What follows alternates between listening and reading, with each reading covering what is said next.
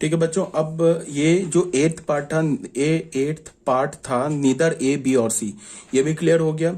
अब हमें करना क्या है, हम लोग तो सबसे पहले अभी रीजन हम लोग पहचान गए कि फर्स्ट रीजन को हम सेट थ्योरेटिक नोटेशन में कैसे लिखेंगे, इसका लैंग्वेज, इसमें इसको लैंग्वेज में कैसे बोलेंगे, ये सब तो हम सीख गए। First part, second, third, fourth, fifth, six and seventh and eight, इसका हम सीख गए।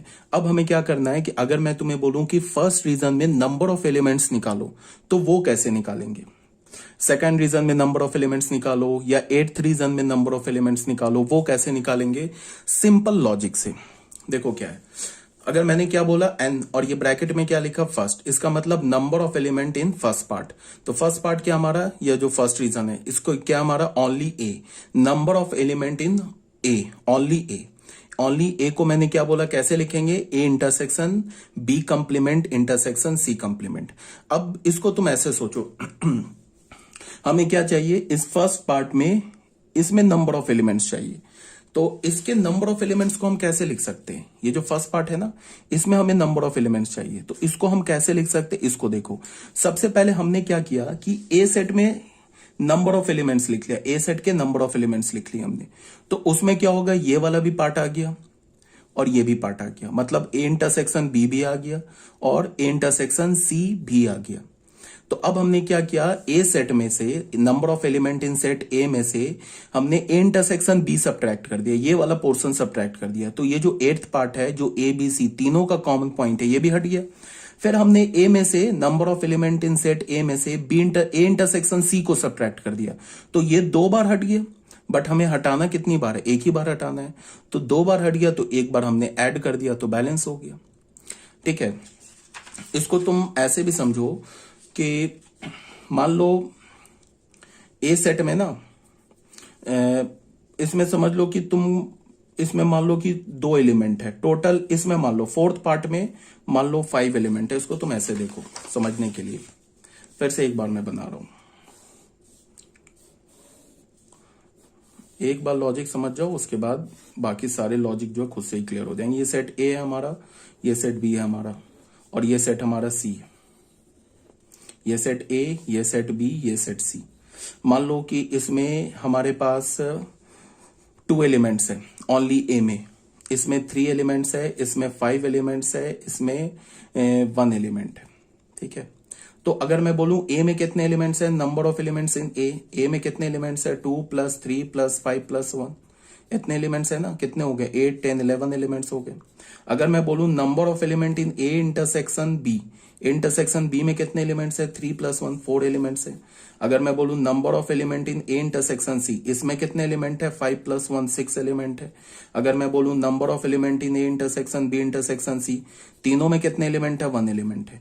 अब हमें क्या चाहिए, सिर्फ इस रीजन में ये जो 2 एलिमेंट्स है ना, इसे हमें काउंट करना है। यही है ना हमारा ओनली ए, ये जो 2 एलिमेंट्स है ये सिर्फ ए में और बाकी किसी में नहीं है, तो इसे हमें काउंट करना है। तो number of element in only A को मैंने क्या किया, मैंने बोला कि पहले ए के सारे एलिमेंट लिख लिए, उसमें से मैंने क्या किया, ए इंटरसेक्शन बी के एलिमेंट को सब्ट्रैक्ट कर दिया। तो ये सब्ट्रैक्ट किया, तो ये भी सब्ट्रैक्ट हो गया, 3 भी सब्ट्रैक्ट हो गया, 1 भी सब्ट्रैक्ट हो गया। फिर मैंने क्या किया कि ए इंटरसेक्शन सी के एलिमेंट को सब्ट्रैक्ट कर दिया, तो ये 1 तो 2 बार सब्ट्रैक्ट हो गया, ए में से 1 तो 2 बार हो गया ना सब्ट्रैक्ट।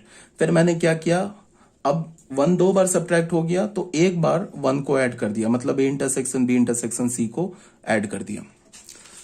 ठीक है, तो देख लो ए में कितने एलिमेंट है, टोटल 11, और ए इंटरसेक्शन बी में कितने एलिमेंट है, 4, ए इंटरसेक्शन सी में कितने एलिमेंट है, 6, A intersection B intersection C में कितने एलिमेंट्स है, 1।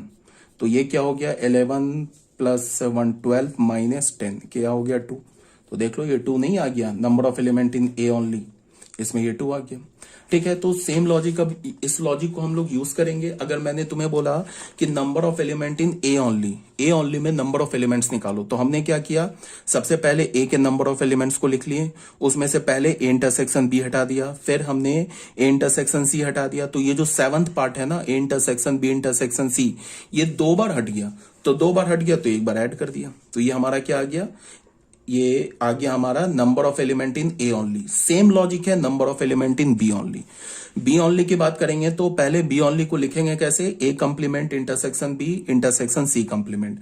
तो number of element in B minus ये है ना सेट बी, तो इसमें से क्या करेंगे, पहले ए इंटरसेक्शन बी सब्ट्रैक्ट करेंगे, फिर बी इंटरसेक्शन सी सब्ट्रैक्ट करेंगे, तो ये जो 7th वाला रीजन है ये 2 बार सब्ट्रैक्ट हो जाएगा, तो 1 बार ऐड कर देंगे, ठीक है। फिर सेम लॉजिक से number of element in C only, ये भी सेम लॉजिक से। अब आ जाओ बच्चों फोर्थ पार्ट में। फोर्थ में क्या है, ये वाला हमारा रीजन है, इसको हम क्या रीड करते हैं, ये जो फोर्थ पार्ट है ना, इस पार्ट में सिर्फ ए और बी है, तो इसे हम क्या रीड करते हैं, ए एंड बी ओनली, ठीक है। तो ये ए एंड बी ओनली का सेट थ्योरेटिक नोटेशन क्या होगा, A intersection B intersection C complement.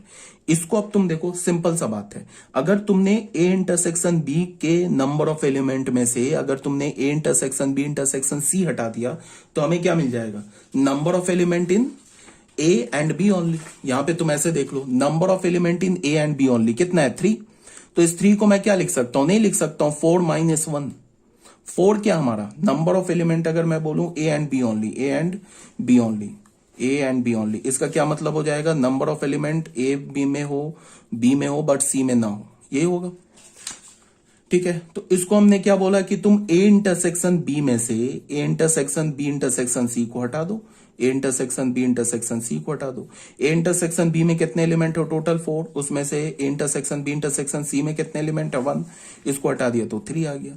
तो देख लो 3 एलिमेंट तो है, नंबर ऑफ एलिमेंट्स है in A and B only, ठीक है। तो ये हो गया हमारा number of element in A and B only. इसमें हमने क्या बोला, A intersection B intersection C complement लिया हमने, इसका सेट थ्योरेटिक नोटेशन है। इसमें हमने क्या किया, ए इंटरसेक्शन बी में से हमने A intersection B intersection C को हटा दिया, ठीक है। अब आ जाते हैं ई पार्ट में। ई पार्ट है हमारा 5th पार्ट, सेम लॉजिक से। ये हमारा 5th पार्ट क्या है, number of element in A and C only.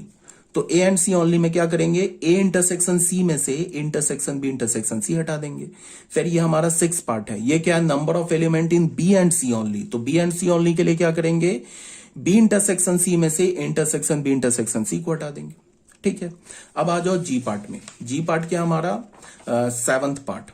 7th part ये क्या हमारा, A intersection B intersection C. तो इसको हम क्या लिखेंगे, ए बी एंड सी, ये A intersection B intersection C है। 8th पार्ट क्या है, none of A B and C. इसको हम क्या बोलेंगे, none of A B and C, ना ही इसमें ए हो, ना ही बी हो, ना ही सी हो। तो इसको क्या करेंगे, A union B union C जो सेट है ना, उसका कंप्लीमेंट ले लेंगे। कंप्लीमेंट लेने का मतलब यूनिवर्सल सेट में से A union B union C को सब्ट्रैक्ट कर देंगे। तो ये आ जाएगा none of A B and C. तो यूनिवर्सल सेट से इसको हमने सब्ट्रैक्ट कर दिया। ये तो हमारा एच पॉइंट तक क्लियर हो गया। अब आ जाओ आई पॉइंट। आई पॉइंट में क्या बोल रहा है, number of elements belonging to exactly one of the sets A B and C. सबसे पहले तुम्हें ये लैंग्वेज समझना है, इस लैंग्वेज में किस सेट की बात कर रहा है। ये क्या बोल रहा है, number of elements belonging to exactly one of the sets A B and C. इसका क्या मतलब है कि ये फर्स्ट सेकेंड और थर्ड के यूनियन के बारे में बोल रहा है। फर्स्ट सेकेंड और थर्ड इन तीनों का यूनियन लोगे तो फर्स्ट में सिर्फ ए है, सेकेंड में सिर्फ बी है और थर्ड में सिर्फ सी है। तो ये क्या बोल रहा है, number of elements belonging to exactly one of the set A B and C. इसका क्या मतलब है कि हमें वो नंबर ऑफ एलिमेंट्स निकालना है जिसमें सिर्फ ए है, सिर्फ बी है, सिर्फ सी है। तो वो क्या हो गया, फर्स्ट सेकंड थर्ड का यूनियन ले लिया।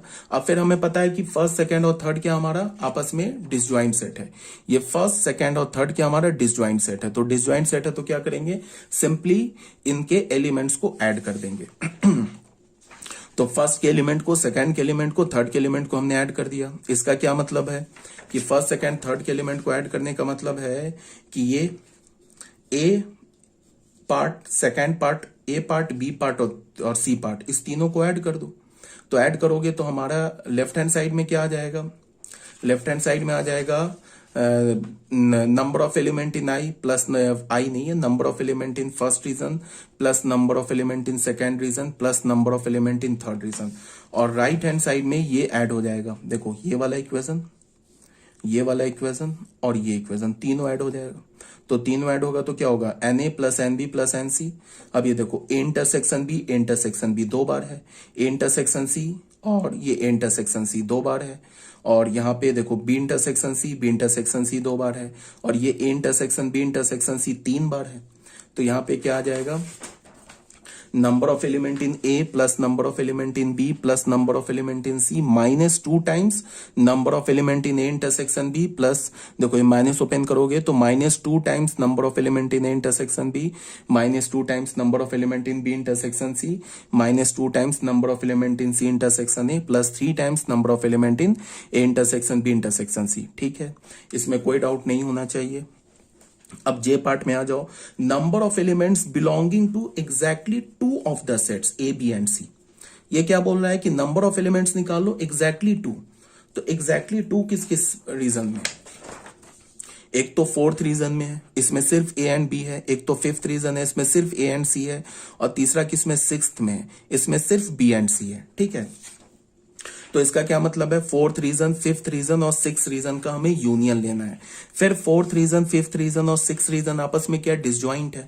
तो डिसजॉइंट है तो सीधे क्या होगा? इन तीनों का यूनियन ले लेंगे।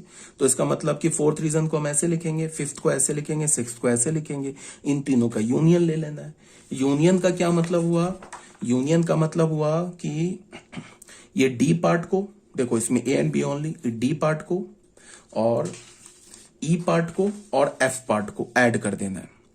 ठीक है, तो इसमें देखो यहां पे क्या है? डी पार्ट में ये देखो ए इंटरसेक्शन बी, यहां पे क्या है? ए इंटरसेक्शन सी और बी इंटरसेक्शन सी। और ये जो है ना number of element in A intersection B intersection C, ये 3 टाइम्स है। यहां भी माइनस है, यहां भी माइनस है, यहां भी माइनस है, ये 3 टाइम्स है। तो ये सब्ट्रैक्ट हो जाएगा। तो क्या मिल गया हमें? देख लो, number of element in A intersection B plus B intersection C plus C intersection A और minus 3 times number of element in A intersection B intersection C. तो ये हमारा जे पार्ट हो गया, इसमें कोई डाउट नहीं होगा, इसमें कोई डाउट नहीं होगा। अब आ जाओ बच्चों यहाँ पे फोर्थ पार्ट में। फोर्थ पार्ट क्या है? देखो अभी तक ये जितने फॉर्मुलास बताए ना, इसे सिर्फ लॉजिक से समझना है, देन एंड देयर वहां पे तुम डिराइव कर सकते हो। अगर मेरी जो मैं लॉजिक बता रहा हूं ना, अगर तुम उसको समझ रहे हो तो याद करने की जरूरत नहीं है। सिर्फ हमें 2 ही फॉर्मुला याद रखना है। एक फॉर्मुला हो गया number of element in A union B और दूसरा फॉर्मुला हो गया number of element in A union B union C. सिर्फ इस 2 फॉर्मुला को तुम्हें याद रखना है, बाकी जितने फॉर्मुला भी लिखवा रहा हूं ये सब याद नहीं रखना है। फोर्थ पार्ट में आ जाओ, ये सिंपल लॉजिक से क्या बोल रहा है? Number of element in A symmetric difference B. A symmetric difference B में कितने एलिमेंट है? तो ये भी सिंपल लॉजिक से। ए सिमेट्रिक डिफरेंस बी क्या होता है? A minus B union B minus A. इसको हम क्या बोलेंगे? ए माइनस बी को number of elements belonging to exactly one of the set A and B. अब देखो ये लैंग्वेज और इसके क्रॉसपॉन्डिंग ये सेट थ्योरेटिक नोटेशन है, ये हमें समझना इंपॉर्टेंट है। अगर मैं तुम्हें बोलूं number of elements belonging to exactly one of the set A and B, इसका मतलब क्या है कि ये A minus B union B minus A की बात कर रहा है। क्यों? बिकॉज ए माइनस बी में सिर्फ ए है और बी माइनस बी में सिर्फ बी है। तो ये क्या बोल रहा है? Number of elements belonging to exactly one of set A and B. तो वो किसकी बात कर रहा है? ये बात कर रहा है आपको A minus B union B minus A. और ये A minus B union B minus A क्या? Asymmetric difference B. तो ये लैंग्वेज समझना इंपॉर्टेंट है और उसके क्रॉसपॉन्डिंग ये जो सेट थ्योरेटिक नोटेशन है ना, ये समझना इंपॉर्टेंट है। तो अब देख लो ए माइनस बी और बी माइनस ए सेट का हमें यूनियन निकालना है। फिर हमें पता है कि ये जो सेट है हमारा ए माइनस बी है और ये सेट क्या हमारा? बी माइनस ए। ये सेट क्या हमारा? ए माइनस बी और ये क्या हमारा? बी माइनस ए। ये दोनों आपस में कैसा सेट है? डिसजॉइंट सेट है। डिसजॉइंट सेट है तो बस अलग अलग ऐड कर दिया। ए माइनस बी को क्या लिख सकता हूं? ए में से इंटरसेक्शन बी हटा दिया। बी माइनस ए को क्या लिख सकता हूं? बी में से इंटरसेक्शन बी हटा दिया। तो ये क्या हो गया? N A plus n B minus 2 times number of element in A intersection B. अब ये फॉर्मूला याद नहीं रखना है आपको, रटना नहीं है इस फॉर्मूले को, सिंपल लॉजिक से समझ जाना है। बस तुम्हें ध्यान में क्या रखना है कि तुम्हें लैंग्वेज क्लियर होना चाहिए कि जो लैंग्वेज बोल रहा है ना सेट के लिए, वो किस सेट के लिए लैंग्वेज बोल रहा है, मतलब लैंग्वेज के क्रॉसपॉन्डिंग सेट हमारा क्या होगा। ये अगर तुम समझ गया, तुम्हारा लॉजिक क्लियर है, तो तुम्हें एक भी फॉर्मूला याद नहीं रखना है। सिर्फ 2 ही फॉर्मूला याद रखना है, ए यूनियन बी वाला और A union B union C वाला। तो ये लैंग्वेज देख लो और लैंग्वेज के क्रॉसपॉन्डिंग सेट देख लो। अब यहां पे आ जाओ, ये क्या बोल रहा है? Number of element in A complement union B complement. इसमें कितने नंबर ऑफ एलिमेंट होंगे? तो पहले तो इसमें डिमॉर्गन्स रूल लगा दिया, तो ये क्या हो गया? A intersection B complement. अब ए इंटरसेक्शन बी कंप्लीमेंट में हमें नंबर ऑफ एलिमेंट्स चाहिए, तो वो कैसे मिलेगा? यूनिवर्सल सेट में से ए इंटरसेक्शन बी के एलिमेंट को हटा दो तो क्या मिल जाएगा? ए इंटरसेक्शन बी कंप्लीमेंट में नंबर ऑफ एलिमेंट्स मिल जाएगा। ए इंटरसेक्शन बी कंप्लीमेंट में अगर तुम्हें बोल रहा है नंबर ऑफ एलिमेंट्स निकालो, इसका मतलब क्या होगा, ये है ना हमारा सेट, ए सेट बी सेट, ये ए सेट हो गया बी सेट। अब बोल रहा है कि किस में एलिमेंट निकालना है, इसमें निकालना है हमें एलिमेंट, यही है ना हमारा, ये क्या लिखा है इंटरसेक्शन बी कंप्लीमेंट, इसमें हमें नंबर ऑफ एलिमेंट निकालना है। तो कैसे निकालेंगे, यूनिवर्सल सेट में से हमने क्या सब्ट्रैक्ट कर दिया, number of element in A union B. देखो ये है ना ए यूनियन बी नहीं, A intersection B, sorry this is हाँ ए इंटरसेक्शन बी। ये किसका शेडिंग है, ये ए इंटरसेक्शन बी का शेडिंग है ना। हमें क्या चाहिए, ए इंटरसेक्शन बी कंप्लीमेंट में नंबर ऑफ एलिमेंट चाहिए। इसका मतलब किस रीजन में हमें नंबर ऑफ एलिमेंट चाहिए, जो शेडिंग है ना इसमें हमें नंबर ऑफ एलिमेंट चाहिए। तो उसके लिए क्या करेंगे, पूरे यूनिवर्सल सेट से number of element in A intersection B को सब्ट्रैक्ट कर देंगे। तो ये क्या आ जाएगा, number of element in A intersection B complement. Clear है बात, ठीक है। तो ये हो गया। सेम लॉजिक से क्या होगा, number of element in A complement intersection B complement. तो ये क्या हो जाएगा, पहले तो इसमें डिमॉर्गन्स लॉ लगा दिया, number of element in A union B complement. तो क्या करेंगे, यूनिवर्सल सेट के में जितने एलिमेंट्स है उसमें से अगर हम ए यूनियन बी के एलिमेंट को हटा दिया तो हमें क्या मिल जाएगा, number of element in A union B complement. ये भी क्लियर है, ठीक है। अभी कोई प्रॉब्लम नहीं है। अब आ जाओ क्वेश्चन नंबर 1 में। क्वेश्चन नंबर 1 में क्या बोल रहा है, if A and B are two set such that number of element A दे रखा है, बी दे रखा है, ए यूनियन बी दे रखा है। तो बोल रहा है number of element in A union B निकालो। Sorry this is A intersection B, ठीक है। Sorry this is A intersection B. ये बच्चों अपने पीडीएफ में करेक्ट कर लेना, ये जो है ना हमारा ए इंटरसेक्शन बी लिखा है। तो ये क्या बोल रहा है, if A and B are two set such that number of element in A is equal to 17, B is equal to 23 और ए इंटरसेक्शन बी में दे रखा 38, then find number of element in A union B. तो formula, बस ये तो formula putting question है, NCERT का क्वेश्चन है। ए यूनियन बी में क्या होगा, फॉर्मूला हमने याद किया है, number of element in A plus number of element in B minus number of element in A intersection B. Formula में डाल दिया, आंसर आ गया। अब ये क्वेश्चन नंबर 2 देख लो। If x and y are two sets such that x union y has 50 elements, x has 28 elements, y has 32 elements, how many elements in x intersection y? ये भी बिल्कुल फॉर्मूला पुटिंग क्वेश्चन है, मतलब putting the value getting the result वाली बात है, ठीक है। क्या क्वेश्चन में दे रखा है, ये भी एनसीईआरटी का क्वेश्चन है। यहाँ पे x यूनियन y में 50 एलिमेंट्स दे रखा है, number of element in x में 28 है, number of element in y 32 है। तो ये बोल रहा है x इंटरसेक्शन y निकालो। ये भी फॉर्मूला पुटिंग है, ये फॉर्मूला हमें पता है। इसमें इन 3 का वैल्यू दे रखा है, डाल दिया, चौथे का वैल्यू आ गया 10, मतलब x इंटरसेक्शन y का वैल्यू हमें मिल गया। अब आ जाते हैं हम लोग ऑल्टरनेटिवली, इसका एक ऑल्टरनेट मेथड, ये भी मेथड जो है एनसीईआरटी में, एनसीईआरटी में इस क्वेश्चन के 2 मेथड दे रखे हैं। ये जो हमने अभी पहला मेथड किया, ये दूसरा मेथड। इसमें हमने क्या किया कि ये x इंटरसेक्शन y में नंबर ऑफ एलिमेंट को हमने अल्फा मान लिया, ठीक है। क्या किया इसमें, x इंटरसेक्शन y में कितने एलिमेंट्स हैं, अल्फा एलिमेंट्स हमने अज्यूम कर लिया। अब बताओ x माइनस y को मैं क्या लिख सकता हूं, number of element in x minus number of element in x intersection y। अगर मैं बोलूं कि इसमें नंबर ऑफ एलिमेंट्स निकालो, इसमें नंबर ऑफ एलिमेंट निकालो x माइनस वाई में, तो कैसे निकालोगे, number of element in x में जितने भी एलिमेंट्स हैं उन सारे एलिमेंट में से अगर तुम x इंटरसेक्शन y के एलिमेंट्स को हटा दोगे तो ये क्या आ जाएगा, x माइनस वाई का एलिमेंट। तो x में कितने एलिमेंट है 28, x इंटरसेक्शन y में हमने कितने एलिमेंट मान लिए अल्फा, तो number of element in x minus y क्या हो गया 28 माइनस अल्फा। सेम लॉजिक से number of element in y minus x क्या हो गया 32 minus alpha. Number of element in x union y क्या दे रखा है 50। तो अब बताओ number of element in x union y को हम क्या लिख सकते हैं, x माइनस वाई में number of element, x intersection y में नंबर ऑफ एलिमेंट और y माइनस x में नंबर ऑफ एलिमेंट। बिकॉज ये तीनों जो सेट होता है ना, ये तीनों सेट डिसजॉइंट सेट है और इन तीनों सेट का यूनियन क्या हमारा x यूनियन y। इन तीनों सेट का यूनियन क्या होगा x यूनियन y, और तीनों सेट क्या हमारा डिसजॉइंट सेट है। तो हमने क्या किया, इसमें नंबर ऑफ एलिमेंट लिख लिया 28 माइनस अल्फा, इसमें 32 माइनस अल्फा, यहां से अल्फा का वैल्यू हमें मिल गया, ठीक है। तो ये भी हो गया हमारा क्वेश्चन कंप्लीट। अब बच्चों आ जाओ क्वेश्चन नंबर 3। क्वेश्चन नंबर 3 में क्या बोल रहा है, कि out of 500 car owners investigated 400 owned car A, 200 owned car B, 50 owned both A and B cars. Is this data correct? ये भी एनसीईआरटी का क्वेश्चन है। मतलब क्या है कि 500 कार ऑनर के पास कोई बंदा गया और उससे इन्वेस्टिगेट किया, जिसमें से 400 जो 400 जो पीपल्स हैं वो ए कार यूज करते हैं और 200 पीपल्स जो है वो 200 पीपल्स जो है वो बी कार यूज करते हैं और 50 ऐसे पीपल हैं जो ए कार भी यूज करते हैं और बी कार भी यूज करते हैं। तो क्या ये बोल रहा है कि क्या ये डेटा करेक्ट है? ये बताओ। तो इसको तुम ऐसे समझो, मान लो कि यूनिवर्सल सेट में कितने एलिमेंट्स हैं? 500। मेरी बात को ध्यान से सुनो। अब अगर मान लो कि यूनिवर्सल सेट में, मान लो क्या यूनिवर्सल सेट में 500 ही एलिमेंट्स हैं, ठीक है। अब जिसमें क्या बोल रहा है कि 400 जो पीपल है ना वो ए कार ओन करते हैं, मतलब ए कार रखते हैं, और 200 पीपल बी कार रखते हैं और 50 पीपल ए कार भी रखते हैं और बी कार भी रखते हैं। तो ये बोल रहा है डेटा करेक्ट है।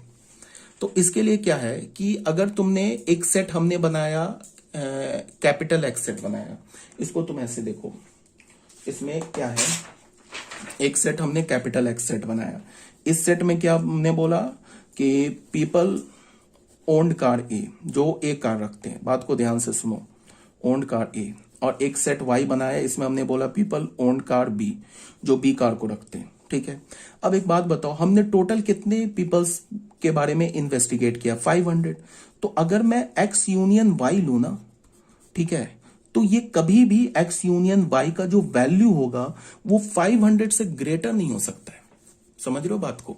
ऐसा थोड़े ना होगा कि हम 500 पीपल का इंक्वायरी करें और एक सेट हमने बना लिया जो ए कार रखते हैं, तो बी सेट बना लिया जिसमें जो बी कार रखते हैं, और दोनों का यूनियन लिया तो वो 600 आ गया। ये तो पॉसिबल ही नहीं है, ये तो पॉसिबल नहीं है ना।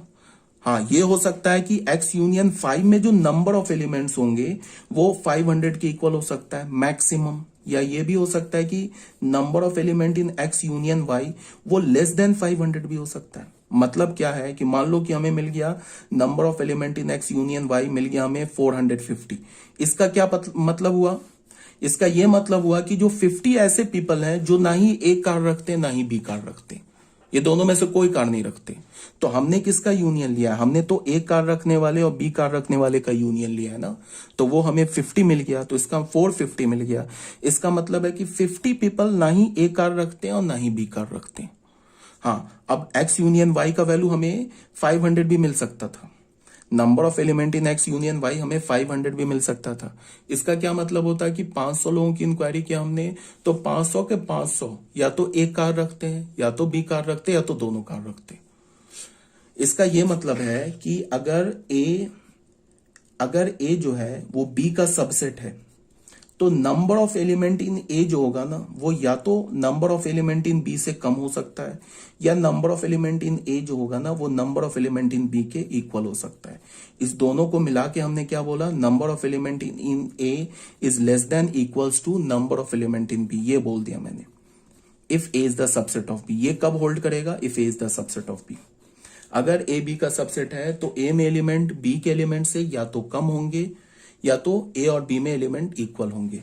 तो ये बताओ, ए यूनियन बी जो होता है वो सबसेट होगा ना यूनिवर्सल सेट का, तो number of element in A union B क्या हो जाएगा? या तो लेस हो जाएगा या तो इक्वल होगा number of element in S, यही होगा ना। यहां पे क्वेश्चन के अकॉर्डिंग एस में कितने एलिमेंट्स है? 500 एलिमेंट्स है। तो अगर ए यूनियन बी में 500 एलिमेंट्स मिला तब तो ये हमारा क्वेश्चन करेक्ट हो जाएगा। अगर ए यूनियन बी में 500 से कम एलिमेंट मिला तो भी क्वेश्चन हमारा करेक्ट हो जाएगा। बट अगर ए यूनियन बी में 500 से ग्रेटर एलिमेंट मिला तो फिर क्वेश्चन हमारा इनकरेक्ट हो जाएगा। इस बात को समझना है।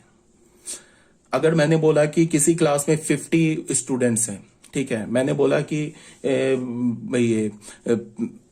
Student who take apple juice पीने वाले कितने स्टूडेंट हैं? वो खड़े हो गए। फिर मैंने बोला कि ऑरेंज जूस पीने वाले कितने स्टूडेंट है, वो खड़े हो गए। तो मैंने एक सेट बना लिया, वो सेट बनाया जिसमें एप्पल जूस पीने वाले स्टूडेंट है। एक सेट हमने ए बना लिया सपोज दैट, जिसमें हमने उन स्टूडेंट को रखा जो एप्पल जूस पीते हैं। एक सेट हमने बी बना लिया जिसमें हमने उन स्टूडेंट को रखा जो ऑरेंज जूस पीते हैं। अगर मैंने ए यूनियन बी लिया, अगर ए यूनियन बी मुझे 50 मिल गया, इसका क्या मुझे पता, इससे क्या मुझे पता चला कि 50 के 50 स्टूडेंट जो है या तो एप्पल जूस पीते हैं, या तो ऑरेंज जूस पीते हैं, या तो दोनों पीते हैं। मतलब कि ऐसा कोई भी स्टूडेंट नहीं है जो एप्पल या ऑरेंज जूस में से कोई एक नहीं पीता हो। हर एक स्टूडेंट या तो एप्पल जूस पीता है, या तो ऑरेंज जूस पीता है, या तो दोनों पीता है। अगर हमें ए यूनियन बी 45 मिल गया, इसका यह मतलब है कि 5 ऐसे स्टूडेंट हैं जो एप्पल जूस भी नहीं पीते हैं, ऑरेंज जूस भी नहीं पीते। कहने का मतलब क्या है कि ए यूनियन बी का वैल्यू कभी भी यूनिवर्सल सेट के ये से बड़ा नहीं हो सकता है। मतलब ए यूनियन बी में नंबर ऑफ एलिमेंट कभी भी यूनिवर्सल सेट से ग्रेटर नहीं आ सकता है, या तो इक्वल होगा या तो लेस होगा, ये कहने का मतलब है। ठीक है, काफी मैंने एक्सप्लेन कर दिया, अब आपको समझ में आ गया होगा। अब क्लियर होगा कि इस क्वेश्चन को हम कैसे डील करेंगे। यहाँ पे क्या बोल रहा है कि ये डेटा करेक्ट है, तो हमने फटाफट क्या किया, ए यूनियन बी निकाल लिया। ए यूनियन बी निकाल गया, हमें 550 निकल गया। ठीक है, तो यहाँ पे मैंने क्या बोला, एक यूनिवर्सल सेट यू मान लिया। इसको मैंने क्या बोला, set of car owners investigated. एक सी सेट माना, इसको हमने क्या बोला, set of persons who owned car A. और डी सेट माना, set of persons who owned car B. तो यूनिवर्सल सेट में 500 स्टूडेंट, ये 500 पीपल हैं।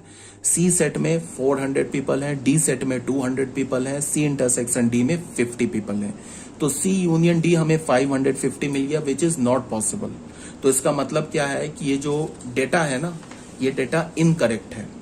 ठीक है, अब बच्चों आ जाओ क्वेश्चन नंबर 4 में।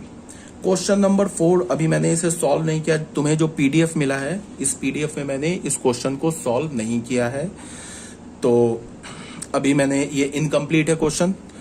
अब जो हमारा जो नेक्स्ट पीडीएफ होगा वो हमारा सेट का लास्ट पीडीएफ होगा। उसके बाद हमारा सेट चैप्टर ही कंप्लीट हो जाएगा। Next chapter will be relations and functions. देखो, relations and functions most important chapter है। कहा जाए कि जिसको कहो कि तुम बैकबोन है कैलकुलस का, या बिल्कुल बैकबोन है 11th क्लास के मैथमेटिक्स का, सबसे इंपॉर्टेंट अगर चैप्टर है तो वो एक ही चैप्टर है, रिलेशंस एंड फंक्शंस। तो इस चैप्टर में हम थोड़ा टाइम लेंगे, ध्यान से हर एक बात को, छोटी छोटी बात को सीखेंगे ध्यान से।